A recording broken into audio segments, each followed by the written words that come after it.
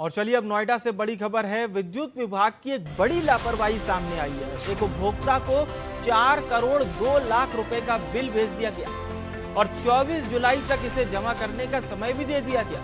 Sector 122 railway कर्मचारी को यह बिल भेजा गया। रेलवे कर्मचारी फिलहाल ट्रेनिंग पर शिमला में है और ये बिल देखकर वो भी हैरान रह गया। 4 करोड़ से ज्यादा का ये बिल।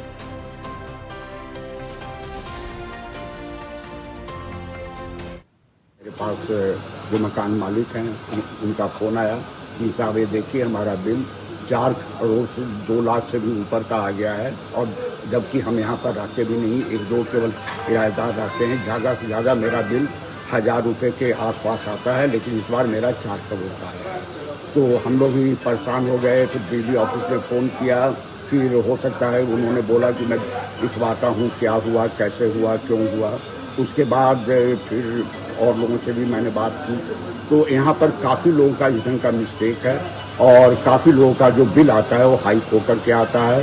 अब क्यों आता है, क्या रीज़न है, फिर वो 5 बार ऑफिस में दौड़ते हैं, उसके बाद उसका करेक्शन होता है और इस तरह की परेशानियाँ होती रहती हैं। तो इसलिए बिजली विभाग से भी मेरा अनुरोध है कि इसको पर कार्रवाई किया जाए, तुरंत इसकी लोगों को परेशान। और सीधे नोएडा का रुख करते हैं हमारे साथ तो महेंद्र भाई इस वक्त लाइव जुड़ रहे हैं। महेंद्र, इस तरह के केसेस हम लोग कई बार देखते रहते हैं। फिलहाल 4 करोड़ से ज्यादा का ये बिल आया है, क्या इसमें जिम्मेदार कुछ कह रहे हैं इस बिल को लेकर?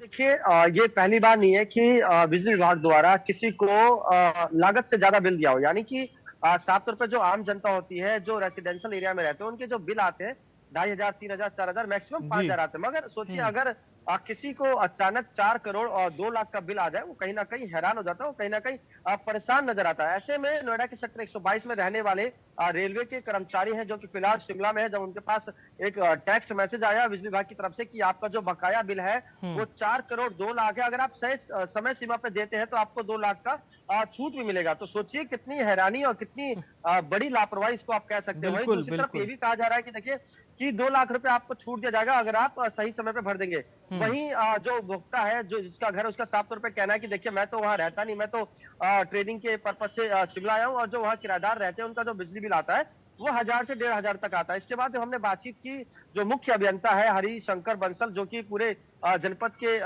एक तरीके से चीफ है बिजली विभाग के, उन्होंने कहा कि देखिए ये गड़बड़ी हुई है, लापरवाही हुई है, इसको हम संशोधन करा रहे हैं। जो ठीक बिल है उसको हम उपभोक्ता को देंगे और ऐसी लापरवाही भविष्य में ना आए, इसके लिए भी वो कहीं ना कहीं बात कह रहे हैं। मगर ये पहली बार नहीं, आपने अक्सर ये खबरें सुनी होंगी।